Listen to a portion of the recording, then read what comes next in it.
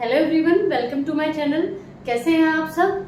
Hope you all are doing best in your life and your work. So आज का हमारा topic है structure of DNA. DNA यानी deoxyribonucleic acid. इस topic में से और प्लस डीएनए रेप्लिकेशन में से बहुत सारे एग्जाम्स में बहुत सारे क्वेश्चंस पुट अप किए जाते हैं। So let's start. Structure of DNA. DNA means deoxyribonucleic acid. एक और आप टर्म पढ़ते हैं आरएनए, राइबोन्यूक्लिक एसिड, जिसके बारे में हम आगे जानेंगे। बट डीएनए यानी डीऑक्सीराइबोन्यूक्लिक एसिड है क्या बच्चों? This is a nucleic acid. Nucleic acid means क्या है? Present in nucleus. Nucleic word जो है यही इस बात को दिखाता है कि ये कहाँ प्रेजेंट होता है, न्यूक्लियस में। ईच एंड एवरी सेल, कोई भी सेल है आपकी, उसमें सेंटर में एक हमारा ऑर्गेनल प्रेजेंट है, दैट इज न्यूक्लियस। न्यूक्लियस में हमारा एक पार्ट है दैट इज क्रोमोसोम, और क्रोमोसोम के ऊपर प्रेजेंट होते हैं क्या? डीएनए प्रेजेंट होता है। तो ये हमारे क्रोमोसोम्स, और क्रोमोसोम्स के ऊपर क्या प्रेजेंट है? This is DNA.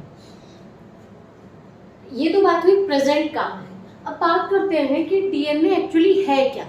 So DNA is the base of life. Means हम कह सकते हैं कि हम जो कुछ भी हैं, आप जो कुछ भी हो, is only because of your DNA और आवर डीएनए।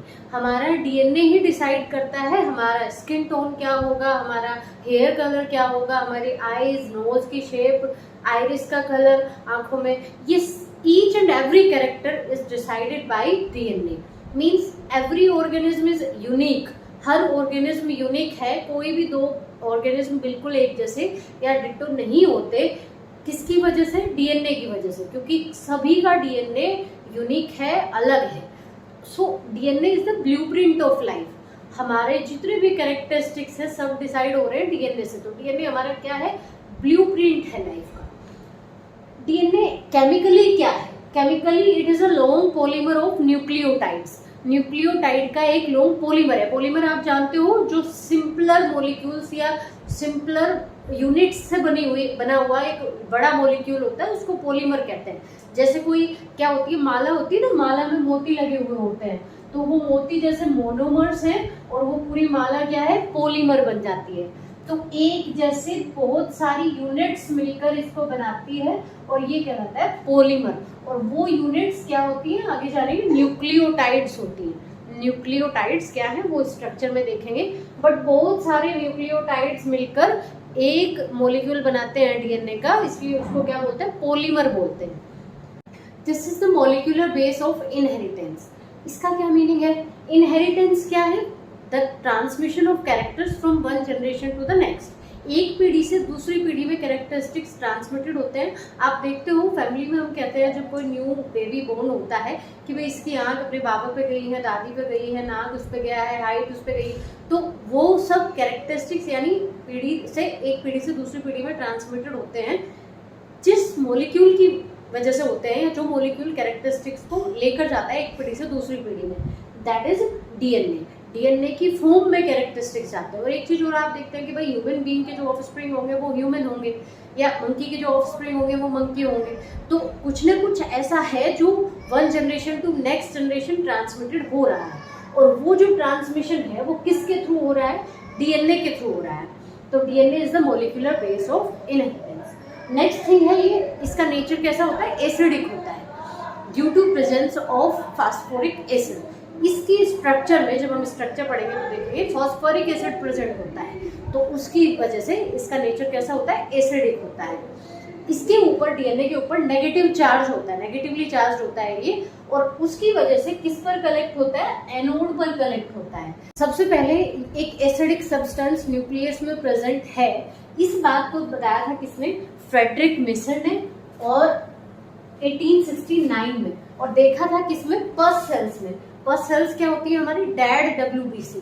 डब्ल्यूबीसी यानी वाइट ब्लड कार्पिस्कल्स जो हैं, डेड जब हो जाती है तो वो पस बना लेती है उन सेल्स में। किसने? फ्रेडरिक मिसर ने सबसे पहले इसको ऑब्जर्व किया था। और क्योंकि ये न्यूक्लियस में ऑब्जर्व किया गया था इसलिए इसको नाम दिया था न्यूक्लीन, यानी इन द न्यूक्लियस। उसके बाद जो ये नाम है डीएनए या न्यूक्लिक एसिड, डीऑक्सीराइबोन्यूक्लिक एसिड, ये देने वाले कौन थे? अल्टमैन थे। अब डीएनए का उसको जो मेजर किया जाता है, मेजरमेंट किया जाता है, वो उसकी यूनिट क्या है, पिकोग्राम। पिकोग्राम में इसको मेजर किया जाता है। लेंथ कैसे इसकी डिटरमाइन होती है, ये हमारा डीएनए है which is a double helical structure, दो न्यूक्लियोटाइड की चेन, एक ये वाली चेन और एक ये वाली चेन, दो पॉलीमर आपस में हेलिकली बाउंड होते हैं और एक डबल स्ट्रैंडेड स्ट्रक्चर बनाते हैं डीएनए की। तो इसमें ये एक जो यूनिट है, मैंने कहा था ये एक पॉलीमर है जो बहुत सारी एक जैसी यूनिट्स से मिलकर बना हुआ है, और इन यूनिट्स को कहते हैं न्यूक्लियोटाइड। तो ये न्यूक्लियोटाइड क्योंकि दो स्ट्रैंड आपस में लिपटे हुए हैं तब डीएनए की स्ट्रक्चर बन रही है। DNA is a double helical structure. तो इस डबल हेलिकल स्ट्रक्चर में एक न्यूक्लियोटाइड यहाँ इस हेलिक्स में होगा और एक न्यूक्लियोटाइड यहाँ होगा इस स्ट्रैंड में। सॉरी, ये दोनों क्या है, स्ट्रैंड्स है जो आपस में लिपट के क्या बनाए, हेलिक्स बनाई हुई है, डबल हेलिकल स्ट्रक्चर। तो ये एक न्यूक्लियोटाइड और एक ये न्यूक्लियोटाइड, तो न्यूक्लियोटाइड का पेयर हो गया ना। डीएनए की स्ट्रक्चर में न्यूक्लियोटाइड एक स्ट्रैंड में है, उसके सामने दूसरे स्ट्रैंड में एक न्यूक्लियोटाइड है। तो ये न्यूक्लियोटाइड पेयर का जो नंबर है वही डिसाइड करता है कि लेंथ क्या है डीएनए की। और हर ऑर्गेनिज्म के पास देखो केमिकली वही डीएनए है, वही सारे कंपोनेंट हैं डीएनए में। अभी आगे पढ़ेंगे। ये बहुत सारे न्यूक्लियोटाइड से बना है, और न्यूक्लियोटाइड में तीन चीजें हैं, फास्फोरिक एसिड है, नाइट्रोजनस बेस है और प्लस शुगर है। शुगर, नाइट्रोजनस बेस और फास्फोरिक एसिड, यही तीन चीजें मिलकर न्यूक्लियोटाइड बना रही है, और बहुत सारे न्यूक्लियोटाइड मिलकर डीएनए बना रहे हैं। सबके पास यही है। बट ये जो न्यूक्लियोटाइड पेयर है, इनका नंबर सबके पास अलग है और इनका सीक्वेंस सबके पास अलग है। इन्हीं न्यूक्लियोटाइड का सीक्वेंस कि कौन सा न्यूक्लियोटाइड, आगे जानेंगे नाम, कौन सा न्यूक्लियोटाइड किसके बाद आ रहा है, और इनका नंबर, ये दोनों चीजें डिसाइड करती हैं सबका अलग अलग तरह का डीएनए होता है। ह्यूमन जीनोम, जीनोम एक वर्ड आता है, आपको पता भी होगा इसके बारे में। हमारे पास जो है, मैंने बताया ये क्रोमोसोम्स हैं, क्रोमोसोम्स के ऊपर क्या है, डीएनए है। तो 23 पेयर हमारे पास क्रोमोसोम्स के हैं। ह्यूमन के पास 23 पेयर ऑफ क्रोमोसोम्स हैं, और हर क्रोमोसोम्स के ऊपर हमारे पास क्या है, डीएनए है। तो 23 पेयर ही क्या हुआ, हमारे पास डीएनए हुआ। यानी पेयर कहने का मतलब क्या है कि एक क्रोमोसोम ये, दूसरा क्रोमोसोम इसका, ये होमोलोगस क्रोमोसोम जो है, जो जीन्स डीएनए के ऊपर क्या होती है, जीन्स होती है हर कैरेक्टर के लिए। जो जीन्स यहाँ प्रेजेंट है, सपोज यहाँ जो जीन्स है वो आई कलर के लिए है, तो दूसरी जीन्स इसके कोरोस्पोंडिंग इस क्रोमोसोम के ऊपर होगी। दो जीन्स होती है हर कैरेक्टर के लिए, एक जीन्स यहाँ, एक जीन यहाँ है, तो दूसरी जीन यहाँ प्रेजेंट होगी इसके साथी क्रोमोसोम या होमोलोगस क्रोमोसोम्स के ऊपर। तो जोड़े में है क्रोमोसोम्स। सपोज ये फर्स्ट पेयर है, ऐसे सेकंड पेयर है हमारा, तो ऐसे 23 जोड़ी है। इन 23 जोड़ी क्रोमोसोम्स में एक सिंगल सेट अगर हम ले लें, एक सेट ले लें यानी 23 क्रोमोसोम का, उसको जीनोम कहते हैं। सिंगल सेट को क्या बोलेंगे, जीनोम, यानी हैप्लॉइड कंडीशन। और अगर पेयर में लें, हैप्लॉइड मींस एन हैप्लॉइड को रिप्रेजेंट करता है, और डिप्लॉइड को किससे, 2n से। डिप्लॉइड मतलब दोनों सेट की बात हो रही है। तो अगर एक सेट की बात करें हम अपने क्रोमोसोम्स की हैप्लॉइड कंडीशन की, तो उसमें हमारे पास 3.3 × 10⁹ बेस पेयर प्रेजेंट होते हैं न्यूक्लियोटाइड की। बेस पेयर मींस न्यूक्लियोटाइड के पेयर, क्योंकि मैंने बताया स्ट्रक्चर में नाइट्रोजनस बेस है, तो वो नाइट्रोजनस बेस पेयर को भी काउंट कर लो, क्योंकि एक न्यूक्लियोटाइड में एक बेस पेयर है, इसके पास एक बेस, इसके पास एक बेस, तो एक बेस पेयर हो गया। इसे न्यूक्लियोटाइड का पेयर कह लो या फिर बेस पेयर कह लो आप, नाइट्रोजनस बेस पेयर एक ही बात है। तो कितने हैं, 3.3 × 10⁹ बेस पेयर ह्यूमन जीनोम में है। अगर टोटल कैलकुलेट करना है तो इसकी मल्टीप्लाई हम किस में कर देंगे, 2 में कर देंगे, क्योंकि दो सेट है हमारे पास क्रोमोसोम्स का या फिर डीएनए का। पहली बार डीएनए का इन विट्रो सिंथेसिस किसने किया था, कोनबर्ग ने किया था। DNA is a polynucleotide chain, means more than one nucleotide makes one strand of DNA, that is polynucleotide, polynucleotide chain, and like this another strand form, और ये दोनों स्ट्रैंड आपस में हेलिकली बाउंड होकर डीएनए की स्ट्रक्चर बनाते हैं। तो न्यूक्लियोटाइड की स्ट्रक्चर अगर हमने जान ली, सो न्यूक्लियोटाइड ही तो मिलकर क्या बना रहे हैं, डीएनए बना रहे हैं। तो ये यूनिट हो गई इसकी। पहले इसके बारे में जानते हैं। न्यूक्लियोटाइड में 3 कंपोनेंट्स होते हैं हमारे पास। First is nitrogenous base, second one is pentose sugar, and third one is phosphoric acid. तो फर्स्ट क्या है हमारा, नाइट्रोजनस बेस है, यानी इसका नेचर कैसा होता है, बेसिक होता है, and it has nitrogen, nitrogen इसमें एज अ कंपोनेंट होती है। दूसरी चीज हमारी पेंटोज शुगर, पेंटोज मीन्स क्या है, 5 कार्बन वाली शुगर प्रेजेंट होती है, और वो 5 कार्बन वाली शुगर में आरएनए और डीएनए में ये डिफरेंस है, डीएनए में डीऑक्सीराइबोज शुगर होती है और आरएनए में राइबोज शुगर होती है। डीऑक्सी नाम से आप समझ सकते हो, एक ऑक्सीजन इसमें कम हो जाती है, किससे, राइबोज शुगर से। राइबोज शुगर के पास दूसरी पोजीशन पर 2 प्राइम पर क्या रिंग में OH प्रेजेंट होता है, और डीऑक्सीराइबोज में ओनली H प्रेजेंट होता है, हाइड्रोजन प्रेजेंट होती है, ऑक्सीजन एब्सेंट होती है, एक ऑक्सीजन कम है इसके पास। देन फास्फोरिक एसिड, जिसकी वजह से डीएनए का नेचर एसिडिक होता है। तो सबसे पहले नाइट्रोजनस बेस की बात करें तो नाइट्रोजनस बेस जो है वो 2 तरह के होते हैं, एक प्यूरीन और दूसरे pyrimidine. Purine double ring structure है और पिरिमिडीन सिंगल रिंग स्ट्रक्चर है। इनके पास एक पेंटागोनल रिंग प्रेजेंट होती है और एक हेक्सागोनल रिंग प्रेजेंट होती है। इस हेक्सागोनल रिंग में 2 पोजीशन पर कार्बन नाइट्रोजन प्रेजेंट है और यहाँ भी 2 पोजीशन पर नाइट्रोजन प्रेजेंट है, मींस टोटल इनके पास 4 नाइट्रोजन होते हैं। प्यूरीन्स के पास कितनी नाइट्रोजन है, 4। रिंग कितनी है, 2, एक पेंटागोनल और एक हेक्सागोनल कार्बन रिंग। इसके अंदर 2 आते हैं हमारे प्यूरीन्स, एडिनिन और ग्वानिन, एडिनिन और ग्वानिन। पिरिमिडीन में हमारे पास साइटोसिन, यूरेसिल और थाइमिन है, साइटोसिन, यूरेसिल और थाइमिन। मैं से याद रखने की ऐसे ट्रिक बनाती हूँ, एजी कट, एजी कट, जैसे कोई किसी को बोल रहे हैं एजी कट करो, ठीक है, तो एजी क्या है, प्यूरीन है, और कट क्या है, पिरिमिडीन है, यानी साइटोसिन, यूरेसिल और थाइमिन। तो इसमें साइटोसिन तो प्रेजेंट होता है डीएनए और आरएनए दोनों में, बट यूरेसिल और थाइमिन का डिफरेंस होता है, डीएनए के पास थाइमिन प्रेजेंट है और आरएनए के पास थाइमिन के प्लेस पर क्या है, यूरेसिल प्रेजेंट है। तो अब तक डीएनए आरएनए में 2 डिफरेंस हमने पढ़ ली। पहला कि आरएनए के पास राइबोज शुगर होती है, डीएनए के पास डीऑक्सीराइबोज शुगर होती है, और दोनों में 1 ऑक्सीजन का डिफरेंस है, डीएनए की शुगर के पास 1 ऑक्सीजन कम है। दूसरा, आरएनए के पास यूरेसिल नाइट्रोजनस बेस होता है पिरिमिडीन में, और डीएनए के पास क्या होता है, थाइमिन प्रेजेंट होता है। इनके पास सिंगल कार्बन रिंग है, वो भी कैसी, हेक्सागोनल, और उसके पास 2 नाइट्रोजन एटम्स है। पिरिमिडीन के पास कितने, 2 नाइट्रोजन एटम्स हैं। तो ये प्यूरीन और पिरिमिडीन किसकी कैटेगरी है, नाइट्रोजनस बेस की। और हमेशा किसी न्यूक्लियोटाइड में इस वाले स्ट्रैंड में अगर एडिनिन है तो उसके सामने जो दूसरा स्ट्रैंड होगा जिसके साथ हेलिकली बाउंड है वो, उसका नाइट्रोजनस बेस थाइमिन होगा। मींस एडिनिन बेस पेयर करता है हमेशा किसके साथ, थाइमिन के साथ, एंड ग्वानिन पेयर करता है किसके साथ, साइटोसिन के साथ। Guanine always pairs with cytosine, adenine pairs with thymine. RNA में इस थाइमिन के प्लेस पर क्या हो जाएगा, यूरेसिल। और ये हाइड्रोजन बॉन्ड से पेयर बनते हैं, एडेनिन और थाइमिन के बीच डबल हाइड्रोजन बॉन्ड होता है और ग्वानिन और साइटोसिन के बीच ट्रिपल हाइड्रोजन बॉन्ड होता है।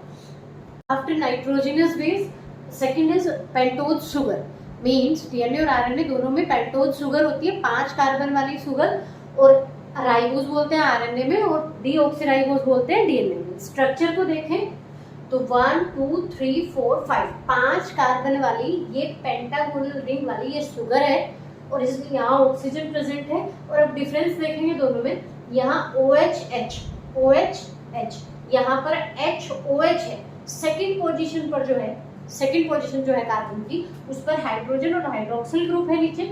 यहाँ सेकंड पोजीशन पर हाइड्रोजन और हाइड्रोजन प्रेजेंट है, और यहाँ क्या प्रेजेंट है, हाइड्रोक्सिल ग्रुप प्रेजेंट है। मींस डीएनए में जो डीऑक्सीराइबोज शुगर है उसके पास 1 ऑक्सीजन कम है, बाकी दोनों शुगर में आप देखोगे HOH HOH CH, और ऊपर की तरफ हमारा 5वां कार्बन जो है CH2OH। इसको याद रखोगे, फर्स्ट पोजीशन पर ऊपर हाइड्रोक्सिल ग्रुप है OH H, फिर उल्टा कर दीजिए HOH, फिर ऐसे रखिए HOH, फिर यहाँ CH2OH और H, यानी फर्स्ट और फोर्थ पोजीशन का ऐसे याद कर लीजिए, ऊपर OH है OH है, यहाँ CH2OH है, नीचे क्या है H है, और सेकंड और थर्ड पोजीशन में दोनों में ऊपर हाइड्रोजन है और नीचे हाइड्रोक्सिल ग्रुप है। और यहाँ हल्का सा चेंज ये कर देना है, बस यहाँ OH की जगह पर आपको क्या रखना है H। पूरी स्ट्रक्चर आप चाहे तो स्किप भी कर सकते हैं, नहीं याद कीजिए, बट आपको ये डिफरेंस जरूर याद रखना है कि सेकंड कार्बन पर क्या है, यहाँ सिर्फ हाइड्रोजन है और यहाँ हाइड्रोक्सिल ग्रुप है, तो इसलिए इसको डीऑक्सी बोलते हैं, 1 ऑक्सीजन कम होती है इसके पास। अब ये तो शुगर हो गई, शुगर के साथ क्या चीज जुड़ी हुई है, नाइट्रोजनस बेस। तीसरी चीज अभी हमने नहीं पढ़ी है, फास्फोरिक एसिड, वो भी इसी से जुड़ेगी और तब पूरा न्यूक्लियोटाइड बनेगा। बट जब शुगर जुड़ती है किसके साथ, नाइट्रोजनस बेस के साथ, तो नाइट्रोजनस बेस यहाँ 1 पोजीशन पर जो कार्बन है, अब मैं पूरा ड्रॉ करूंगी तो वो थोड़ा यहाँ आपको समझने में डिफिकल्ट हो जाएगा। अगर आप चाहें तो यहाँ एक क्या बना सकते हो, एक हेक्सागोनल रिंग और उसके साथ एक पेंटागोनल रिंग बना लीजिए। तो ये नाइट्रोजनस बेस हो गया, कुछ भी हो सकता है, एडेनिन, ग्वानिन, थाइमिन और साइटोसिन, और आरएनए है तो थाइमिन के प्लेस पर यूरेसिल होगा। और ऐसे ही यहाँ कार्बन 1 पोजीशन पर क्या है, नाइट्रोजनस बेस है कोई सा भी, और यहाँ बॉन्ड बनता है एन ग्लाइकोसिडिक लिंकेज या बॉन्ड। तो आपने अब तक एक बॉन्ड के बारे में जाना डीएनए के स्ट्रक्चर में, एन ग्लाइकोसिडिक लिंकेज, यानी पेंटोज शुगर की 1 कार्बन पर कौन अटैच है, एक नाइट्रोजनस बेस, और नाइट्रोजनस बेस के और इसके बीच में जो बॉन्ड बनता है that is an glycosidic linkage. ये दोनों मिलकर एक स्ट्रक्चर बनाते हैं दैट इज न्यूक्लियोसाइड। अभी आपने न्यूक्लियोटाइड पढ़ा था ना, ये है न्यूक्लियोसाइड। न्यूक्लियोसाइड किससे बनता है, नाइट्रोजनस बेस प्लस शुगर। तीसरी चीज को हटा दीजिए, फास्फोरिक एसिड को, तो न्यूक्लियोसाइड है, और जब फास्फोरिक एसिड भी आ जाएगा तब बन जाएगा न्यूक्लियोटाइड। क्लियर है, न्यूक्लियोसाइड किस किस से बनता है, नाइट्रोजनस बेस और पेंटोज शुगर। आरएनए में राइबोन्यूक्लियोसाइड्स होंगे, और बोलेंगे क्या, क्योंकि आरएनए में यूरेसिल है, थाइमिन नहीं है, तो चारों के नाम होंगे एडिनोसिन, ग्वानोसिन, साइटिडीन और यूरिडीन। अब आपको डिफरेंस रखना है याद, एडिनिन ओनली अगर बोले तो वो नाइट्रोजनस बेस है, और उसमें एडिनोसिन लगा दिया तो वो बन गया क्या, हमारा न्यूक्लियोसाइड। अब याद रखना है एडिनोसिन, ग्वानोसिन, जो प्यूरिन है, प्यूरिन में तो सिन लगाना है, और जो पिरिमिडीन है उसमें डीन लगाना है, यूरिडीन और साइटिडीन, ये नाम हो गए न्यूक्लियोसाइड्स के। अब न्यूक्लियोटाइड्स सॉरी डीऑक्सीराइबोन्यूक्लियोसाइड्स की, यानी डीएनए वाले की बात करें तो डीएनए में डीऑक्सी एडिनोसिन, बस डीऑक्सी लगा देना है, बाकी वही रहेगा। थाइमिन के, यूरिडीन के प्लेस पर यहाँ क्या है, थाइमिन है, तो नाम हो जाएगा डीऑक्सी थाइमिडीन। तो कहीं एडिनोसिन या डीऑक्सी एडिनोसिन आए तो वो किसकी बात हो रही है, न्यूक्लियोसाइड की, यानी खाली नाइट्रोजनस बेस की नहीं, और ये उसके साथ क्या ऐड हो गई, शुगर ऐड हो गई। तो जब शुगर ऐड हो जाती है तो एडिनिन से बन जाता है एडिनोसिन, थाइमिन से बन जाता है थाइमिडीन, साइटोसिन से बन जाता है साइटिडीन, और ग्वानिन से बन जाता है ग्वानोसिन। अब उसमें डीऑक्सी और लगा दीजिए आप, डीएनए की बात करें। Phosphoric acid third component of nucleotide. Nucleotide का तीसरा कंपोनेंट फास्फोरिक एसिड कैसे अटैच रहता है, या फॉस्फेट ग्रुप, ये हमारी ये क्या हो गई, शुगर हो गई। 1 2 3 4th कार्बन यहाँ, और यहाँ 5th कार्बन होती थी। पूरी स्ट्रक्चर CH2OH लिखूंगी तो आपको थोड़ा कंफ्यूजिंग हो जाएगा, सो यहाँ मैंने केवल नंबरिंग कर दी है कार्बन के लिए। तो यहाँ 5वीं जो कार्बन है हमारी 5 प्राइम कार्बन, उस पर हमारा फास्फेट ग्रुप अटैच है, फास्फेट मॉलिक्यूल अटैच है, और 1 पोजीशन पर क्या थी, नाइट्रोजनस बेस। अब अगर मैं नाइट्रोजनस बेस आपको कहूँ कोई लिखने के लिए तो आप लिख सकते हैं एडिनिन, ग्वानिन या फिर थाइमिन, साइटोसिन, कुछ भी। तो यहाँ हमने एडिनिन, तो एक न्यूक्लियोटाइड चेन तो ये बन रही है पॉलीन्यूक्लियोटाइड चेन, और एक ये बन रही है, तो दोनों के बीच में मैंने बताया था यहाँ नाइट्रोजनस बेस के बीच बॉन्ड बनेगा। तो एडिनिन के साथ हमेशा कौन आता है, एडिनिन के साथ हमेशा थाइमिन आएगी। तो इस न्यूक्लियोटाइड के सामने जो न्यूक्लियोटाइड होगा उसके पास नाइट्रोजनस बेस कौन सी होगी, थाइमिन होगी, और एडिनिन और थाइमिन डबल हाइड्रोजन बॉन्ड बनाते हैं। तो 1 कार्बन पर क्या है, नाइट्रोजनस बेस है। अगर रिंग बनाना चाहो आप तो एक पेंटागोनल रिंग बनाइए और एक हेक्सागोनल रिंग बनाइए, और इधर थाइमिन किस में आ जाएगा, पिरिमिडीन में, तो यहाँ आपको केवल एक हेक्सागोनल रिंग बनानी है। ओके, सो एडिनिन थाइमिन के साथ बेस पेयर है। यहाँ क्या हो सकता है, अगले न्यूक्लियोटाइड में साइटोसिन और ग्वानिन भी हो सकता है, या कोई एडिनिन थाइमिन ही हो सकता है। तो फॉस्फेट ग्रुप यहाँ 5वीं कार्बन पर अटैच है, और यहाँ भी बॉन्ड बनेगा। यहाँ का बॉन्ड हमने आपको बताया था क्या, N glycosidic linkage, N glycosidic linkage, और एक चेन ये हो गई, एक चेन ये हो गई। दोनों चेन की जो नाइट्रोजनस बेस है वो किससे अटैच रहते हैं, हाइड्रोजन बॉन्ड। यहाँ क्या हो गया, हाइड्रोजन बॉन्ड। अब यहाँ ये वाला बॉन्ड जो है ये होता है फॉस्फोएस्टर बॉन्ड, फॉस्फोएस्टर बॉन्ड। अब आप पढ़ते होंगे फॉस्फोडाइएस्टर बॉन्ड। एस्टर और डाइएस्टर में क्या डिफरेंस है, देखिए यहाँ सपोज ये सबसे पहले वाला न्यूक्लियोटाइड है किसी चेन का, तो ऊपर कहीं ना कहीं एंड होगा ना इसका, तो ये एंड वाला हो गया हमारा। तो यहाँ तो फॉस्फेट ग्रुप फ्री है, 5 प्राइम कार्बन पर फॉस्फेट ग्रुप फ्री है, और यहाँ नीचे चलो दूसरे न्यूक्लियोटाइड में एक बॉन्ड तो यहाँ बन गया और एक बॉन्ड नीचे की तरफ बन गया, तो ये हो गया फॉस्फोडाइएस्टर बॉन्ड, फॉस्फोडाइएस्टर बॉन्ड। और इसको बोलते हैं 3 प्राइम 5 प्राइम फॉस्फोडाइएस्टर बॉन्ड। ये 3 प्राइम 5 प्राइम क्या है, यहाँ देखो इस शुगर के तीसरे कार्बन पर अटैच है यहाँ फॉस्फेट ग्रुप, और नीचे वाला जो न्यूक्लियोटाइड है उस शुगर के कौन से कार्बन से है, 5वें कार्बन से है, 5 प्राइम से। तो इधर 3rd नंबर के कार्बन से है, इधर 5 से है, इसलिए इसको बोलते हैं 3 प्राइम 5 प्राइम, और एक बॉन्ड ये बना एक बॉन्ड ये बना, तो इसको इसलिए बोलते हैं फॉस्फोडाइएस्टर बॉन्ड। तो एक न्यूक्लियोटाइड दूसरे न्यूक्लियोटाइड से किस बॉन्ड से जुड़े रहते हैं, फॉस्फोडाइएस्टर लिंकेज या फॉस्फोडाइएस्टर बॉन्ड, और पूरे को बोलेंगे 3 प्राइम 5 प्राइम फॉस्फोडाइएस्टर बॉन्ड। ऐसे पूरी बैकबोन जो है डीएनए की वो बनी होती है फॉस्फेट शुगर, फॉस्फेट शुगर। तो बैकबोन तो शुगर फॉस्फेट से बनी हुई है। सो शुगर फॉस्फेट से क्या बनी हुई है, बैकबोन, और बीच में अंदर की तरफ क्या निकले हुए हैं, नाइट्रोजनस बेसिस। ऐसे यहाँ होगा।